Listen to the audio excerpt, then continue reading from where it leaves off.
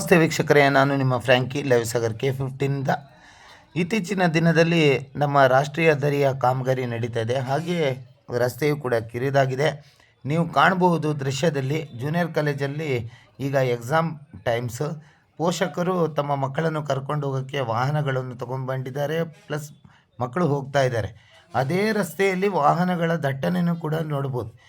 ವಿಚಾರ ಏನಂದರೆ, ಜೂನಿಯರ್ ಕಾಲೇಜಿನ ಹಿಂಭಾಗದ ರಸ್ತೆ ಅಂದರೆ ಮೈದಾನದ ಕಡೆಯೂ ಕೂಡ ದಾರಿ ಇದೆ. ದಯವಿಟ್ಟು ಆಡಳಿತ ವರ್ಗ ಹಾಗೂ ನಮ್ಮ ಪೊಲೀಸ್ ಇಲಾಖೆಗೂ ಕೂಡ ನನ್ನ ಮನವಿ, ಮಕ್ಕಳನ್ನು ಜೂನಿಯರ್ ಕಾಲೇಜಿನ ಹಿಂಭಾಗದ ಅಂದರೆ ಮೈದಾನದ ಹಿಂಭಾಗದ ರಸ್ತೆಯಲ್ಲಿ ಕಳಿಸಿ.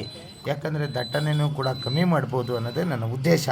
ಹಾಗಾಗಿ ನಾನು ಈ ಒಂದು ವಿಡಿಯೋ ಮಾಡಿದ್ದೀನಿ. ಮತ್ತು ಅತಿ ವೇಗದ ವಾಹನ ಚಲಾವಣೆ ಕೂಡ ಅಲ್ಲಿ ನಡೀತಾ ಇರುತ್ತೆ, ನೋಡ್ಬೋದು ನೀವು. ಹಾಗೆ ಮತ್ತು ದೊಡ್ಡ ದೊಡ್ಡ ವಾಹನಗಳು, ಲಾರಿಗಳು, ಟಿಂಬರ್ ಲಾರಿಗಳೆಲ್ಲ ಬರ್ತಾ ಇರ್ತಾವೆ.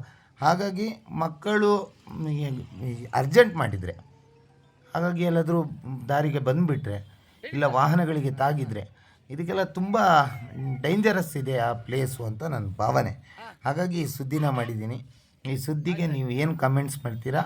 ಹಾಗೆ ಈ ಸುದ್ದಿ ನೋಡಿದ ತಕ್ಷಣ ಅಧಿಕಾರಿಗಳು ಇದರ ಕಡೆ ಗಮನ ಹರಿಸಬೇಕು ಅನ್ನೋದೇ ನನ್ನ ಉದ್ದೇಶ. ಈ ಉದ್ದೇಶದಿಂದ ನಾನು ಈ ಒಂದು ವಿಚಾರಗಳನ್ನು ತಿಳಿಸಿದ್ದೀನಿ. ಹಾಗೆ ಆ ಜೂನಿಯರ್ ಕಾಲೇಜಿನ ಮುಂಭಾಗದಲ್ಲಿ ನೋಡ್ಬೋದಲ್ಲ, ಕಾಮಗಾರಿ ಕೂಡ ನಡೀತಿದೆ.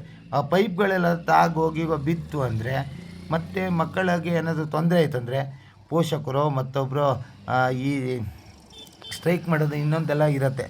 ಹಾಗಾಗಿ ವಿಶೇಷ ಸುದ್ದಿಯನ್ನು ಮಾಡಿದ್ದೀನಿ ನಾನು ಲೈವ್ ಸಾಗರ K15ನಲ್ಲಿ.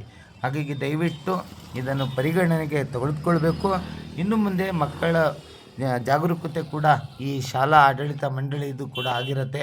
ದಯವಿಟ್ಟು ವೀಕ್ಷಿಸಿ ಮತ್ತು ಇದನ್ನು ಸರಿಯಾಗಿ ಇದರ ಬಗ್ಗೆ ಗಮನ ಹರಿಸಿ ಅಂತ ನಾನು ನಿಮ್ಮಲ್ಲಿ ಈ ಮುಖಾಂತರ ಕೇಳ್ಕೊಳ್ತಾ ಇದ್ದೀನಿ. ದಯವಿಟ್ಟು ಜೂನಿಯರ್ ಕಾಲೇಜಿನ ಆಡಳಿತ ಮಂಡಳಿ ಹಿಂಭಾಗದ ಗೇಟಿಂದ ಶಾಲೆ ಮಕ್ಕಳನ್ನು ಬಿಡಿ ಅನ್ನೋದೇ ನನ್ನ ಉದ್ದೇಶ. ಧನ್ಯವಾದಗಳು.